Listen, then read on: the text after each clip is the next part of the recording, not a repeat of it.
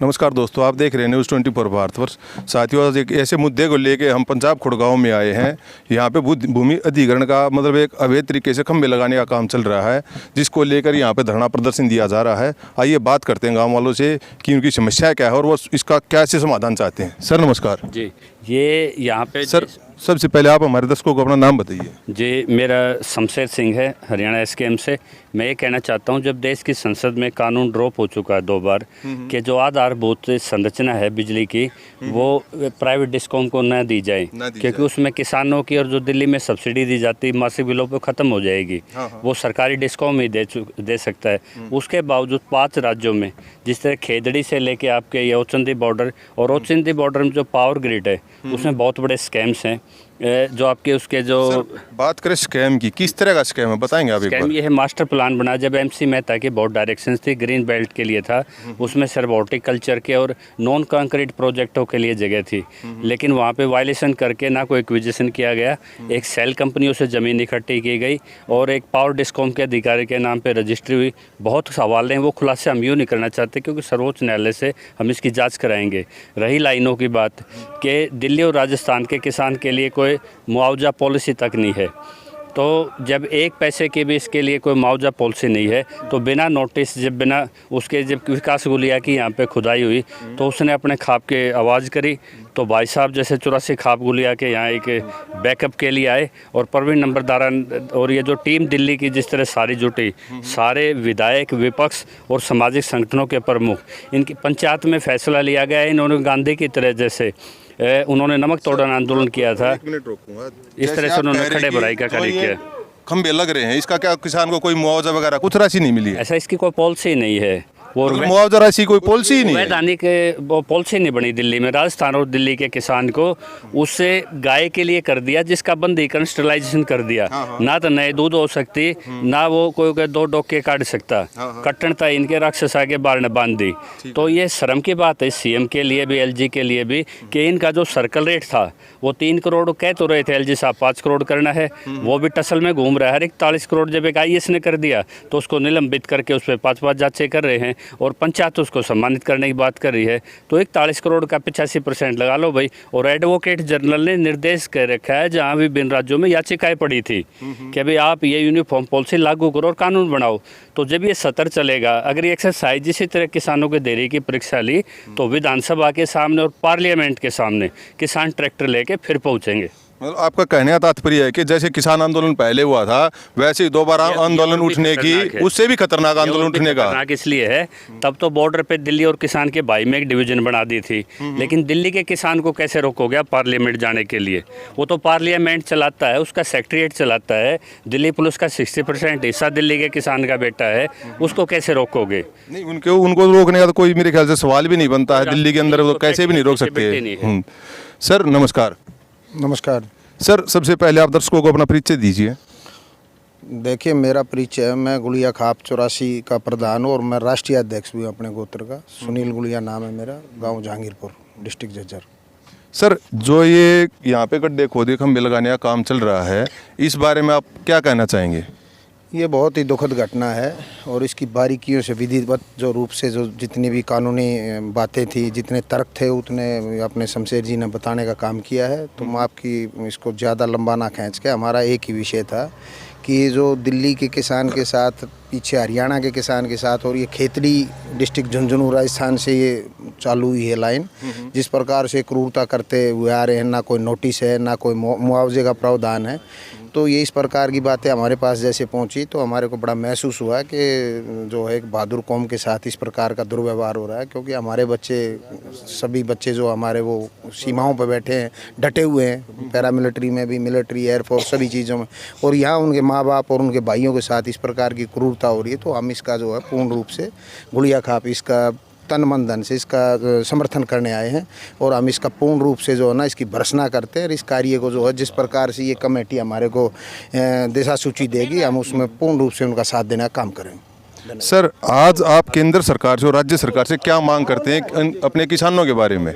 नहीं, हम अपने किसानों के बारे में एक ही मांग करेंगे, पहले तो आप जो है ना कानूनी रूप से कोई भी लीगल काम करो, अनलीगल काम कोई भी नहीं होना चाहिए और विधिवत रूप से ही कानून के माध्यम से वो कार्रवाई हो।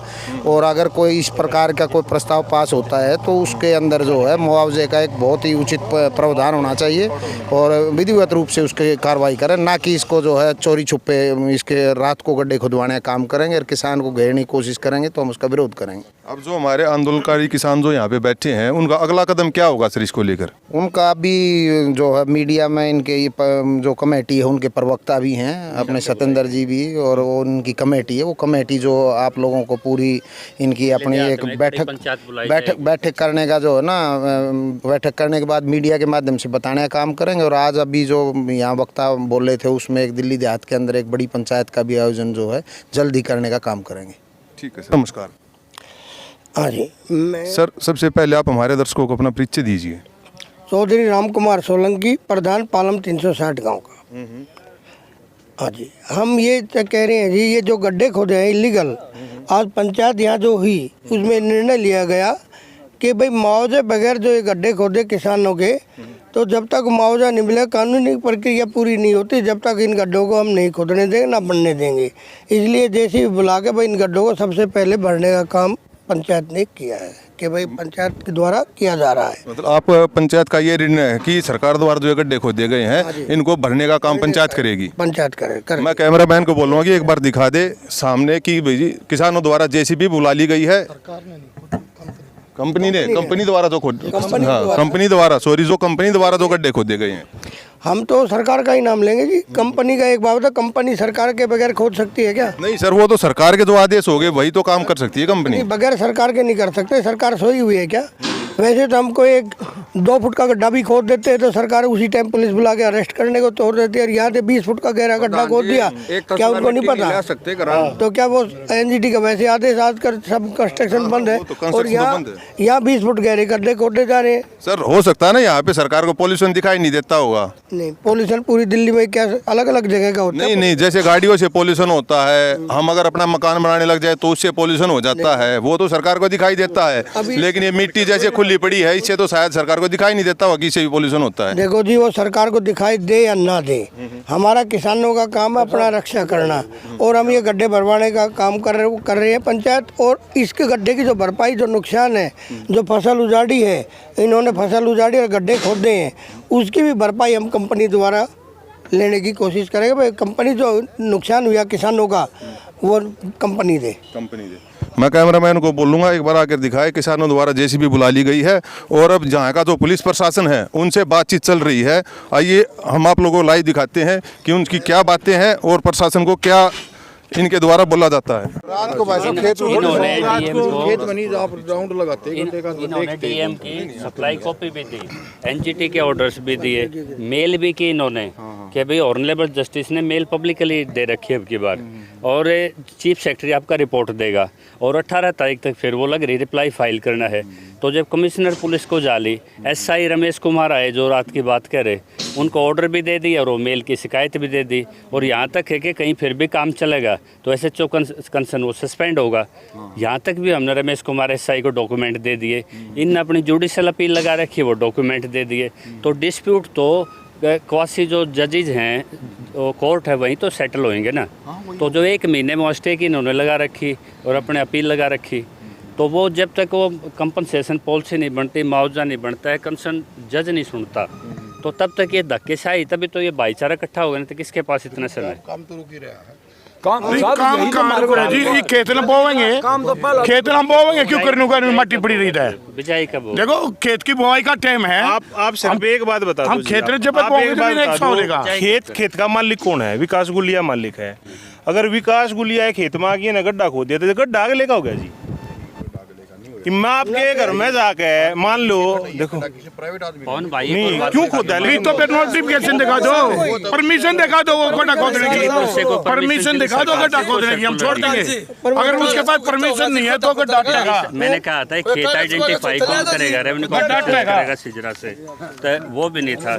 और ये देखो पूरा ये ऑर्डर्स है, तो इसमें मतलब चीफ सेक्रेटरी तक और सारा ये टास्क फोर्स में आपके कमिश्नर पुलिस इन्वॉल्व हैं। तो जब उनके बावजूद भी यदि काम हो है, एक और बात बता दूँ मैं आप, जब इन्होंने सारे पेपर दिखा दिए किसान ने, उसके बावजूद भी रात को काम होता है। दो किलोमीटर भी दूर नहीं है मोड़, यहाँ पे पुलिस की पिकेट ये PCR लगी रहती है, तो इनको पुलिस कॉल गई है, पुलिस कॉल का सारा रिकॉर्ड है। अब तो इस किसान की तरफ से डैमेज बनता है स्थानीय प्रशासन पे कि जी सारा लीगल प्रोसेस के बावजूद भी मेरे खेत में खड्डे खोद रहे हैं। और ये एक्सरसाइज यहाँ नहीं हो रही, ये दिल्ली के बहुत से गांव में कुतुबगढ़ में हो रही है, पीछे हो रही है। तो किसान इसलिए कह रहा है कि भाई जब तक इसका लेजिस्लेशन नहीं बनता, जब तक आप ये लीगल काम मत करो। देखो किसान ने तो खेत की जोताई करनी है, वो तो करेगा। हाँ, ये थोड़ी ना उसका मुआवजा दे दो और ना दे खेत में जबरदस्ती घुस क्यों रहेगा भाई। पूछा मैं कहा भाई कोई एक डॉक्यूमेंट ऐसा दिखा दे, सर्कुलर कोई दिल्ली सरकार का, तो गवर्नमेंट की पॉलिसी का लेटर दे दो हमें। अब भाई खेत में हम इस पॉलिसी के आधार पटवारी ना का बताया हो, DM ने बताया हो, तहसीलदार ने बताया हो, कोई नोटिफिकेशन कोर्ट से जारी करवाया हो भाई यहाँ से कैसे हो जाएगा ऐसे? नहीं चोरी सुनो प्रधान जी, आप एक काम कर दो, इस कंपनी को मुकदमा दे दो बगैर नोटिस कोई सा काम आप करो जी, मुकदमा दे दो पब्लिक के लिए, है ना जी। हाँ, आप इनको मुकदमा दे दो, ठाकुर भी तुमने किस बिना पे खोदा है, कोई नोटिस ना कोई बात ना कोई चीज ना, तो मुकदमा दे दो बस। हम तो SDM की परमिशन भी नहीं, कोई तो रास्ता हो ना सब। और आगे भी अगर बगैर नोटिफिकेशन दिए किसी के खेत में अगर कंपनी बढ़ेगी तो उसका ऐसे विरोध होगा और काम रोक के जाएगा, खड्डे हटते जाएंगे। 2 फुट तक तो किसान की मिट्टी है, 2 फुट के नीचे माइनिंग की परमिशन जरूरत है, फिर उसकी सॉइल की जरूरत है।